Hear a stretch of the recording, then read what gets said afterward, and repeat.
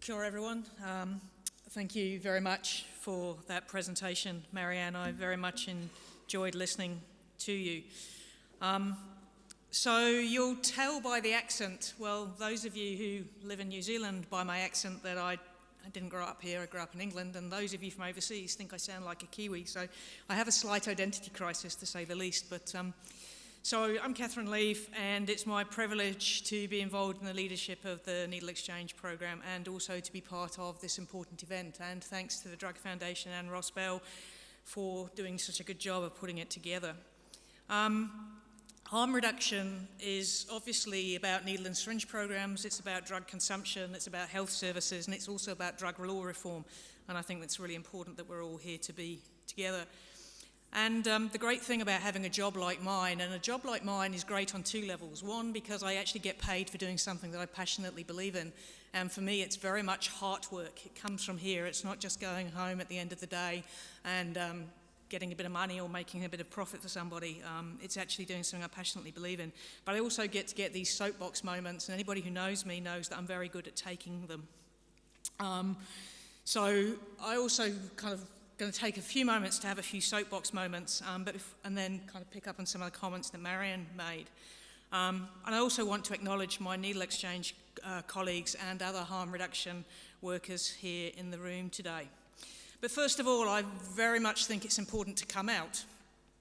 My middle name is Anne. I am also a lawyer, or was a lawyer. And I really want to say that I want many of us in this room to come out. Not only is today a very important day in this building that the government is going to apologise for homosexual convictions against gay men, but it's important that we come out because I'm very conscious I speak in my role as somebody who is part of a peer-based, peer-led program. We work with people who use drugs, and I'm conscious that today I speak on their behalf.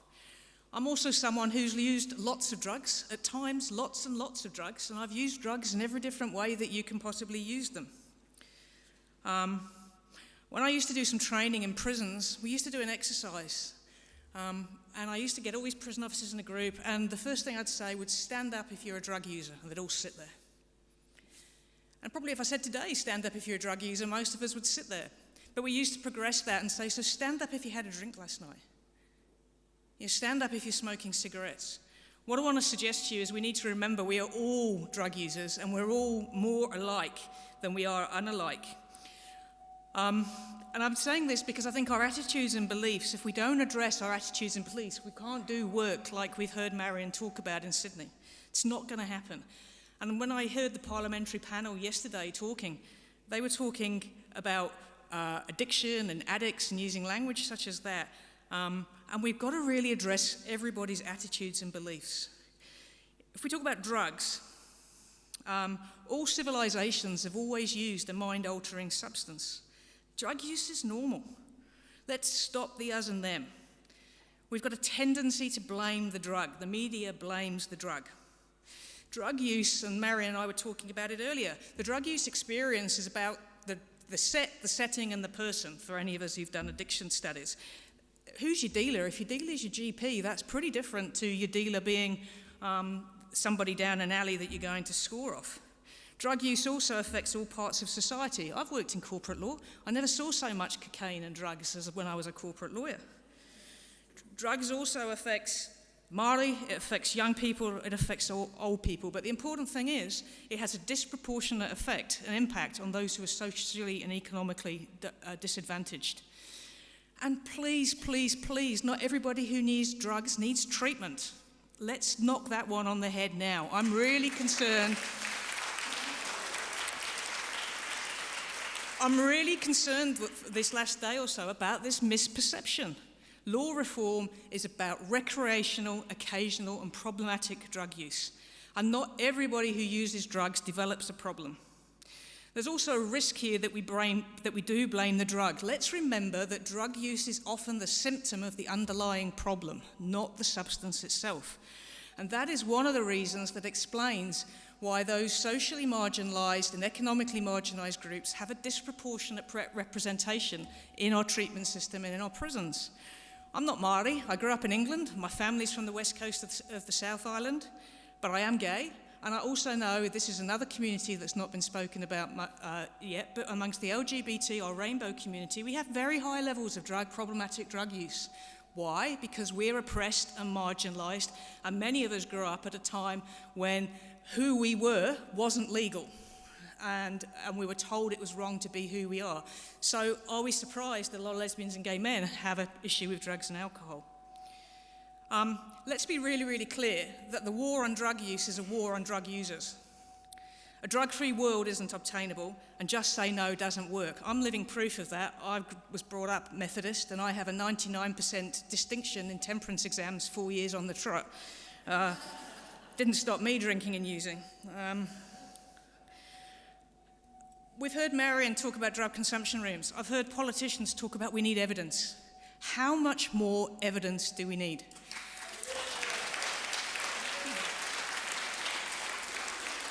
Portugal set up their new system in 2004. The sun hasn't fell out of the sky. All of a sudden, we haven't got loads of people going to Portugal for a drug-using holiday, and we've just heard we haven't got loads of people going to Sydney's King's Cross to inject. So let's actually get some things kind of clear. And whilst we're waiting for the evidence, those people who work in this building, how many more people who use drugs are going to die from overdose, from HIV and hepatitis C? I had the privilege to be at the International Harm Reduction Conference a few weeks ago, and there was a protest from user groups in Canada, and I'll borrow their slogan: "You talk, we die." If we talk about treatment, we've just had an excellent presentation now about drug consumption rooms. When Joe Public talks about treatment, actually what they're usually talking about, and I include politicians, and I'll include the treatment sector in this, we're usually talking about abstinence-based, recovery-led treatment. Are we actually meaning treatment? I'd prefer to use the word interventions, because what we've just heard is about interventions with people who use drugs. We want more investment in interventions for people who use drugs, not necessarily treatment. I've worked in the treatment sector, and with due respect to my treatment colleagues, we know that it doesn't always work that well. We know we need to get better at it. Yes, we do need investment in the sector, but we don't just need investment into abstinence-based recovery and into our services in our cities. I live in rural New Zealand where we have no drug and alcohol service. If you want to go to residential treatment from the west coast to the South Island, not only is it bad enough going to rehab, we're going to make you travel for 3.5 hours, 4 hours to actually get there. So I don't think that's particularly a good thing. We need to invest in harm reduction, services such as the drug consumption rooms. We've had really good example here from Marianne about all the different benefits that we can provide. We have $78.3 million spent on drug and alcohol services. A very small proportion of those is spent on harm reduction in New Zealand. And a little soapbox moment about kind of funding. The big problem with funding is not just that there's not enough money, but we don't value those people who work in human services. I got paid a damn sight more for being a fairly ineffective, well down the ladder lawyer than I was ever going to be as a social worker and counsellor. And that's part of the problem. It's not just more money, but it's actually valuing human services and skills. Harm reduction, as we've seen from Marianne, can provide a very good return on investment if people on OST commit fewer crimes. If we upscale NEP, we will actually reduce health costs further down the line. As with the drug consumption room, let's accept that people use drugs, and there's nothing wrong with that. That's a societal and a value judgment if we say that drug use per se is wrong. The reality is that if some of the drugs that are currently illegal were legal, some of the problems that users experience wouldn't exist. It's the social and the economic exclusion that is the problem, and that probably explains why some people develop problems, as I've said before, and some people don't. I've got great admiration and respect for the work of those working in the drug consumption rooms at the moment, and I'm looking forward to working more closely with Marianne as we look at some options in New Zealand moving forwards. Drug utensils, all drug utensils, not just drug injecting equipment, need to be easily available. We need to be able to change the drug laws so that we can check drugs in services such as needle exchanges and drug consumption facilities. If we can regulate the market, then we'll actually know what we're providing advice on, and we can actually tell people what's in their drugs. Because often I did most of my kind of work on the coalface in the UK, where there was a lot of heroin. It's not the heroin that was the problem.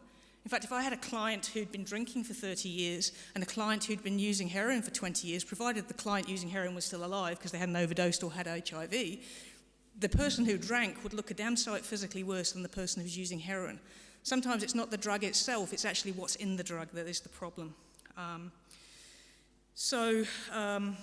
We really do need to address health disparities. And I think harm reduction, as we've seen, provides an opportunity for intervention. I think what we need to understand is that somebody comes into a needle exchange, or the kind of next step on from that, a drug consumption room, they're going to use those drugs anyway. We can help provide advice so that they can actually use them more safely. And we can provide access and a gateway, and I think that was the really important point you highlighted. People condemn often people like ourselves for condoning drug use. We're not getting anybody else to use drugs who wasn't going to use them anyway. We're actually helping them use safely. And I think one of the most important things that we do is we provide a gateway to potentially other services. So that if somebody does get to a point where the ultimate harm reduction is not using drugs, and certainly not injecting drugs. But people will take different journeys and different steps in being able to do that. So we can be a door, a bridge to other services. And I think that is often really very much undervalued.